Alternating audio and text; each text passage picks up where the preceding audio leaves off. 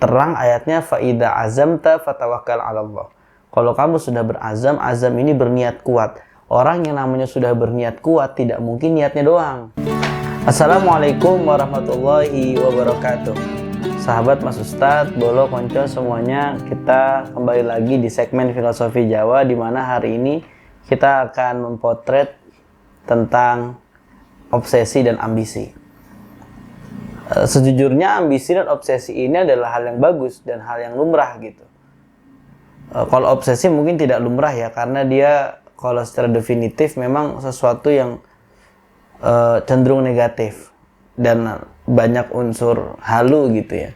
Kalau ambisi ini adalah satu hal yang sangat wajar. Karena apa? Ambisi itu tertata, tersistem, dan selalu ada step untuk mencapai tujuan-tujuan tertentu agar menjadi real daripada keinginan atau ambisi tersebut. Sehingga Islam juga terang ayatnya faida azamta fatawakkal 'ala Allah. Kalau kamu sudah berazam, azam ini berniat kuat. Orang yang namanya sudah berniat kuat tidak mungkin niatnya doang. Ini berniat kuat. Orang yang namanya sudah berniat kuat tidak mungkin niatnya doang.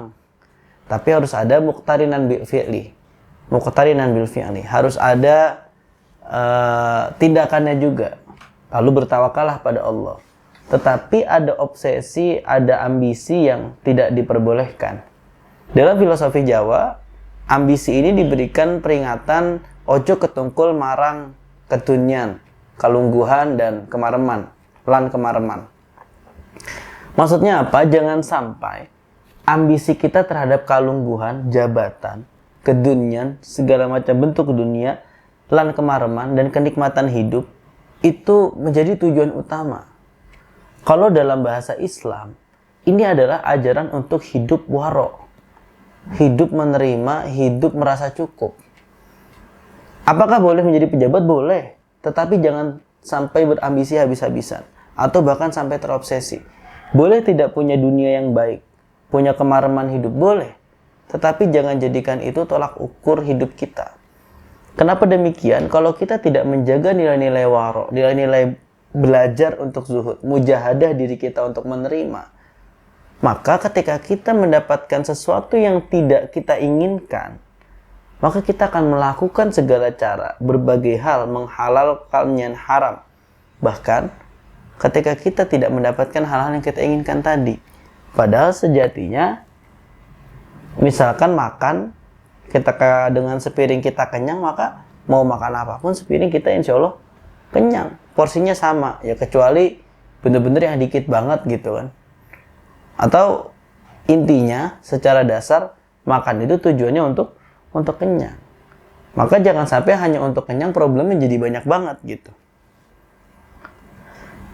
Dan juga semangat yang disampaikan oleh Al-Quran, misalkan ada di Quran surah Al-Mulk ayat 1 dan 2. Tabarakalladzi biyadihil mulku wa huwa ala kulli syai'in qadir. Alladzi khalaqal mauta wal hayata liyabluwakum ayyukum ahsanu amala. Meskipun pada nyatanya kita ini hidup dulu baru mati, tetapi di sini ayatnya mendahulukan kata alladzi khalaqal mauta. Mautanya dulu didahulukan. Kenapa? Karena sejatinya ketika manusia sudah mengingat tentang mati, dia akan menjalani hidupnya dengan tenang. Ngapain repot-repot pada juga ujungnya bakalan mati. Itulah kenapa kata mauta didahulukan daripada kata hidup pada ayat ini. Membangun sekaligus kesadaran jikalau memang kita bukan untuk terobsesi dengan dunia. Punya ambisi boleh, cuman jangan sampai terobsesi. Seolah-olah kalau misalkan kita tidak hidup dengan gaya A, maka kita akan mati. Ketika kita tidak hidup berpayung gengsi ini, punya itu, maka kita akan mati. Padahal tidak seperti itu. Semuanya sama saja. Dan yang terpenting adalah bagaimana cara kita mendapatkan segala sesuatu yang hari ini kita nikmati. Selama caranya halal, caranya baik, maka bersyukurlah dengan itu. Nah, tidak kurang juga ketika di dalam kitab Nasoihul Ibad, Imam Nawawi Al-Bantani memberikan satu definisi. Waqala zuhad. Zuhad ini orang-orang yang zuhud. Bagaimana Imam Nawawi mendefinisikan orang-orang yang zuhud ini? Ya, humul ladzi ihtaqarat dunya wa lam yubalu fiha. mereka inilah yang mencela dunia dan tidak begitu peduli kepadanya. Maksudnya bukan berarti mereka benci dunia, tidak. Tetapi mereka tidak terobsesi, tidak begitu ambisi dengan urusan dunia. Walam yubalu fiha, dan tidak terlalu memikirkannya. Ya, walam yubalu fiha. Kenapa? Karena bagi Imam Nawawi Al-Bantani, ghayatul matlub atau puncak keinginan itu afuwullahi ta'ala, mendapatkan ampunannya Allah Subhanahu wa ta'ala. Kalaupun kita berambisi menjadi pejabat, kita ambisi dengan dunia yang bagus, kita ambisi dengan rezeki yang lancar, dan Allah kabulkan itu, dan Allah berikan kita jalan, kalau kita lupa untuk membagi hartanya, lalu kita lupa untuk memberikan hak-haknya, atau bahkan kita terus memperkaya diri dengan cara yang tidak baik, ini akan berdampak buruk pada diri kita sendiri dan berkaitan dengan ojo cidro mundak ciloko. Jangan sampai hal-hal seperti ini malah membuat kita celaka karena kita terlalu berambisi, terlalu terobsesi.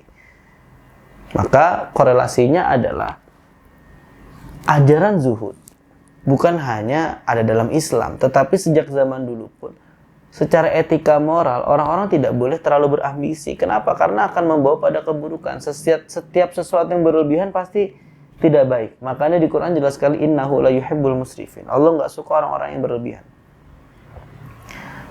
Lalu ketika kita mendapatkan pesan-pesan seperti ini, setidaknya ini dapat meluaskan dan melebarkan hati kita agar kita tidak terkungkung, tidak terpenjara dengan standar-standar yang dibangun oleh masyarakat bahwasanya orang sukses punya ini, orang sukses punya itu. Kita perlu mereview sedikit bahwasanya dalam sholat jenazah ada 4 takbir. 4 takbir itu Imam Ghazali menjelaskan di dalam kitab Rawdatut Thalibin wa Umdatus Salikin, setidaknya dia mentakbirkan 4 hal karena memang ketika orang mati dia akan terputus dengan 4 hal ini. Nafsu, keinginan, dunia, dan cita-cita. Dan godaan setan. Ada 4 tadi. Kalau kita sudah mati, kita akan terputus dari itu. Lalu apa yang tersisa? Kalau misalkan dalam proses 63 tahun kita hidup mengejar hanya 4 hal ini, maka ketika kita mati, selesai hidup kita. Kita akan langsung mendapatkan siksanya Allah Subhanahu wa ta'ala. Tetapi kalau misalkan apa yang kita lakukan itu ikhlas meskipun tidak divideokan, tetapi apapun yang kita lakukan kita berusaha totalitas meskipun terkadang kebaikan kita tak berbalas, inilah yang akan menjadi indah di mata Allah Subhanahu wa ta'ala. Maka ya, jangan sampai ketungkul ambisi yang berlebihan. Paling sederhananya seperti ini. Zuhud itu laisat tarkud dunia, dia nggak meninggalkan dunia secara full, tidak. Tetap ada unsur dunianya. Tetapi syaratnya bal qalbuhu la yata'allaq bi umurid dunia, tapi hatinya tidak habis-habisan terikat pada dunia. Yang dimana kalau hati sudah terlanjur terikat dengan dunia, ia akan menghalalkan segala cara untuk mendapatkannya. Kita jangan sampai seperti itu. Pesan yang perlu kita pegang teguh, kita pegang teguh, itu salah satunya adalah ayat Al-Quran, ma ja'alallah lirajulin min qalbayni fi jawfi. Allah tidak jadikan 2 hati dalam satu rongga dada. Kalau misalkan dalam satu rongga hati ini kita isinya dengan ketungkul kalungguhan, ketungkul dunyan, ketungkul kemareman, maka tidak akan ada Allah di dalamnya. Tapi kalau hati kita isi dengan Allah, maka ketika kita memiliki dunia pun, maka harta itu akan berjalan dan ada nafas Allah di situ. Ketika kita memiliki jabatan, kebijaksanaan yang kita bangun pun akan mendahulukan prioritas yang Allah cintai. Ketika kita memiliki kemareman hidup, kita tidak lupa berbagi kepada orang yang membutuhkan. Maka susun betul hati kita, tata betul pikiran kita. Wallahul muwaffiq ila aqwamit thoriq. Wassalamualaikum warahmatullahi wabarakatuh.